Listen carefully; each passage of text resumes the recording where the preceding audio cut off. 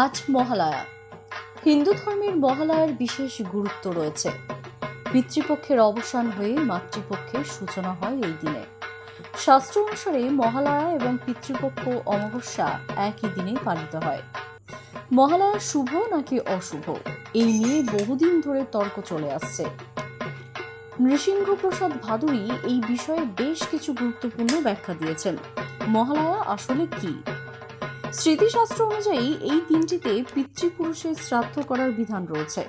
পুরাণ অনুযায়ী এমন দিনে পিতৃলোকে যে সমস্ত পুরুষরা আছেন, অর্থাৎ পিতৃপুরুষরা, তাদের অন্তরিক্ষ লোক থেকে অনেকটাই নিচে নেমে আসেন।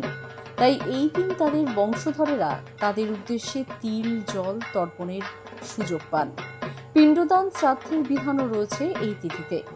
এই মহালয়ার তিথিকে অনেকে তর্পণের জন্য অত্যন্ত পূর্ণের তিথি মনে করেন, তবে অনেকে মহালয়া তিথিকে অশুভ বলে মনে করেন।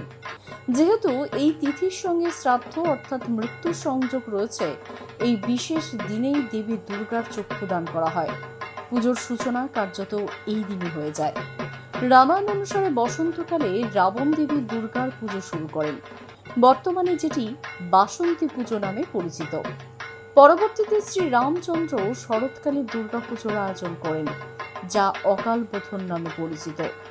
আর এই শ্রীরামচন্দ্রের করা অকাল বোধনই শারদীয়া দুর্গাপুজো হিসাবে চলে আসছে যুগ যুগ ধরে। কয়েক বছর আগেও রথের দিন কাঠামো পুজো, মহাসপ্তমীর দিন নবপত্রিকার প্রবেশের পর দেবীর চক্ষুদান পর্ব হতো। তবে বর্তমানে মহালয়ার দিন দেবীপক্ষের সূচনাতেই দেবীর চক্ষু আঁকার চল শুরু হয়। দ্য সহজ পাঠ, সহজ কথা, সঠিক তথ্য।